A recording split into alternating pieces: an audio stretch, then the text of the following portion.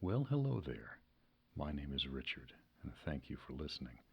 Today, we will be enjoying three poems of Edgar Allan Poe. The first is his best known poem, The Raven, about a rather annoying bird who pays a visit. The next is an optimistic approach to a bad situation called For Annie. And the last poem is Annabel Lee, about love and loss in a kingdom by the sea. So let's now begin with The Raven by Edgar Allan Poe.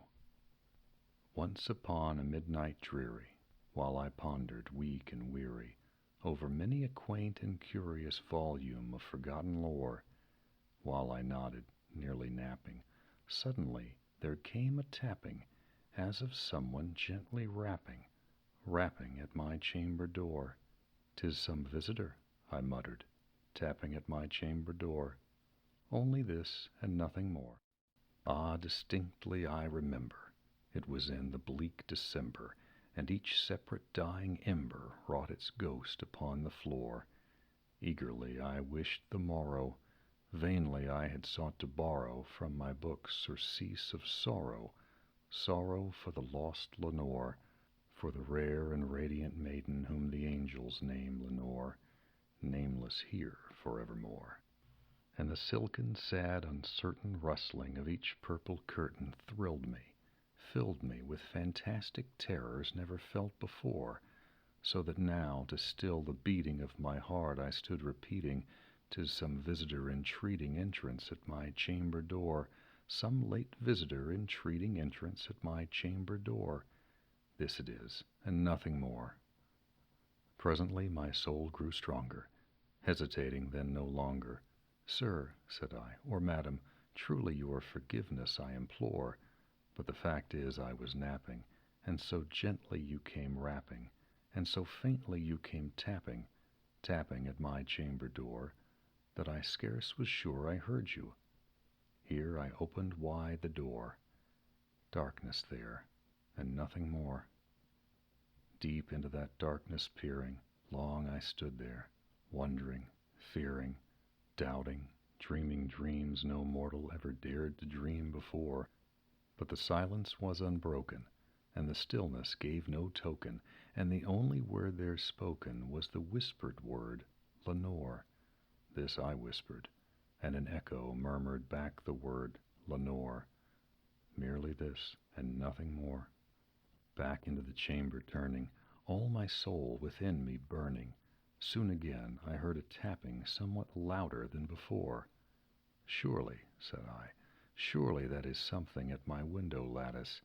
Let me see then what thereat is, and this mystery explore. Let my heart be still a moment, and this mystery explore. 'Tis the wind, and nothing more." Open here I flung the shutter, when, with many a flirt and flutter, in there stepped a stately raven of the saintly days of yore. Not the least obeisance made he, not a minute stopped or stayed he, but with mien of lord or lady perched above my chamber door, perched upon a bust of Pallas just above my chamber door, perched and sat, and nothing more. Then this ebony bird beguiling my sad fancy into smiling, by the grave and stern decorum of the countenance it wore. "Though thy crest be shorn and shaven, thou," I said, "art sure no craven, ghastly, grim, and ancient raven, wandering from the nightly shore. Tell me what thy lordly name is on the night's Plutonian shore." Quoth the raven, "Nevermore." Much I marvelled this ungainly fowl to hear discourse so plainly, though its answer little meaning, little relevancy bore. For we cannot help agreeing that no living human being ever yet was blessed with seeing bird above his chamber door, bird or beast upon the sculpted bust above his chamber door, with such name as Nevermore. But the raven, sitting lonely on the placid bust, spoke only that one word, as if his soul in that one word he did outpour.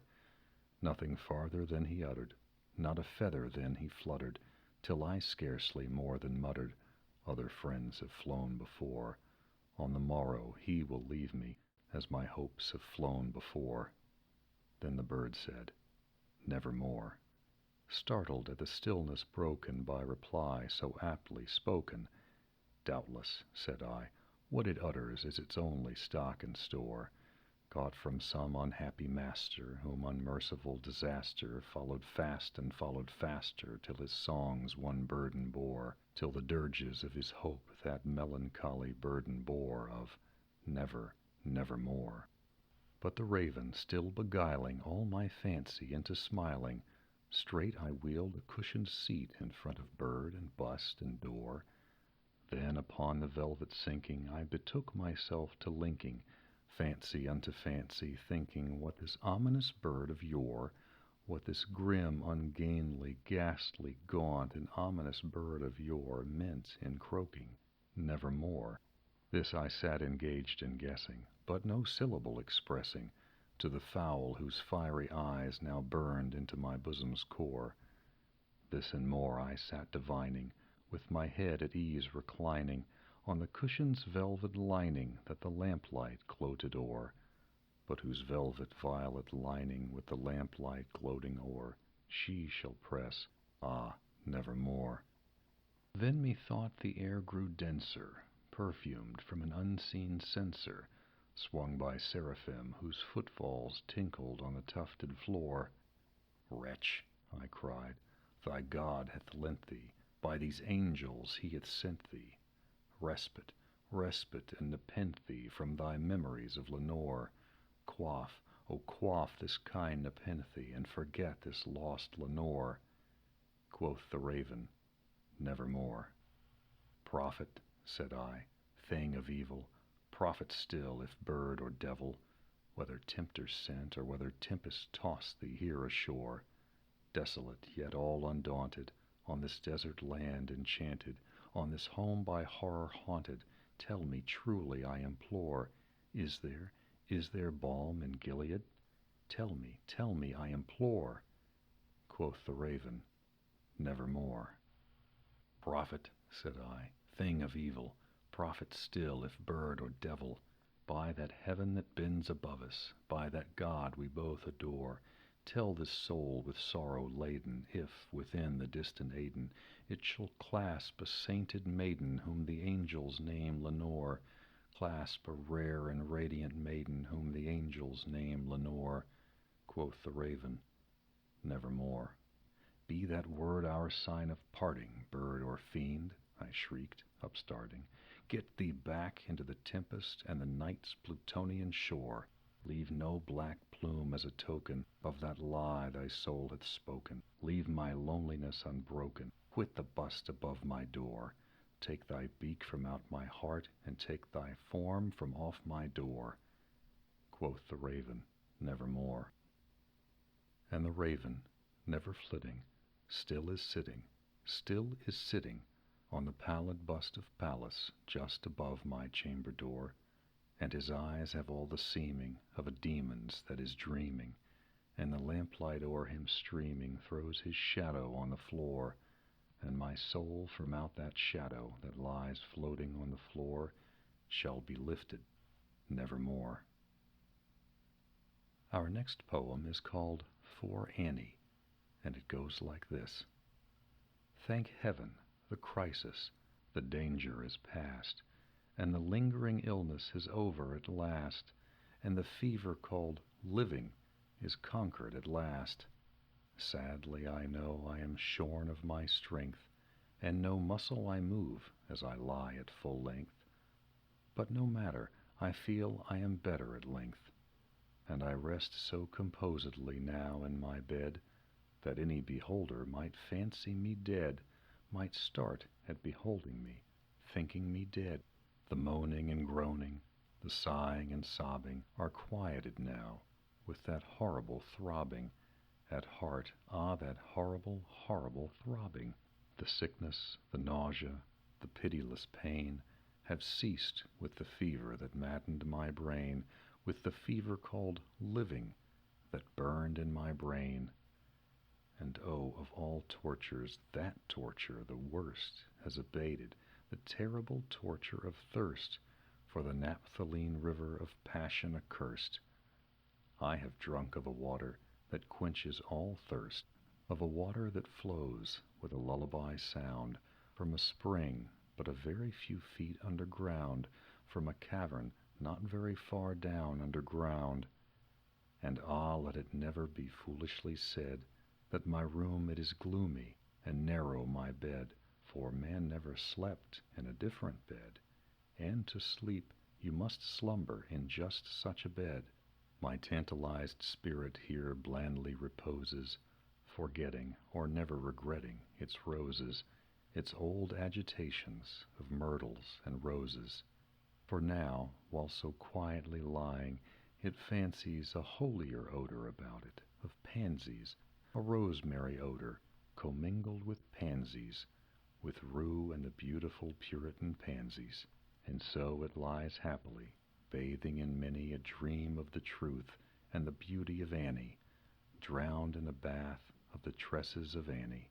She tenderly kissed me, she fondly caressed, and then I fell gently to sleep on her breast, deeply to sleep from the heaven of her breast.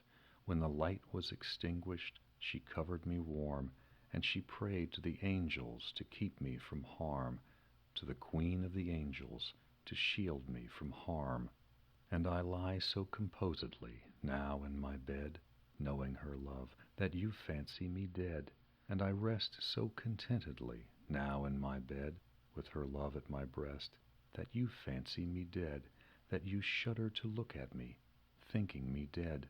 But my heart, it is brighter than all of the many stars of the sky, for it sparkles with Annie, it glows with the light of the love of my Annie, with the thought of the light of the eyes of my Annie. Our final poem is Annabel Lee.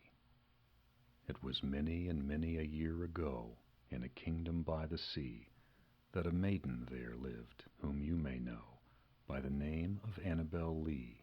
And this maiden she lived with no other thought than to love and be loved by me.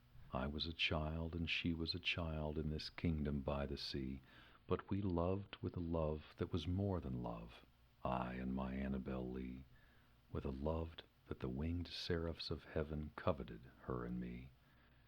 And this was the reason that, long ago, in this kingdom by the sea, a wind blew out of a cloud, chilling my beautiful Annabel Lee, so that her high-born kinsman came and bore her away from me, to shut her up in a sepulchre in this kingdom by the sea. The angels, not half so happy in heaven, went envying her and me. Yes, that was the reason, as all men know, in this kingdom by the sea, that the wind came out of the cloud by night, chilling and killing my Annabel Lee. But our love, it was stronger by far than the love of those who were older than we, of many far wiser than we, and neither the angels in heaven above, nor the demons down under the sea, can ever dissever my soul from the soul of the beautiful Annabel Lee. For the moon never beams without bringing me dreams of the beautiful Annabel Lee, and the stars never rise but I feel the bright eyes of the beautiful Annabel Lee. And so all the night tide I lie down by the side of my darling, my life and my bride, in the sepulchre there by the sea, in her tomb by the sounding sea. And that concludes our poems for today. I hope you enjoyed them and the pictures. This is Richard saying thanks very much for listening. You take care of yourself, and I look forward to reading to you next time.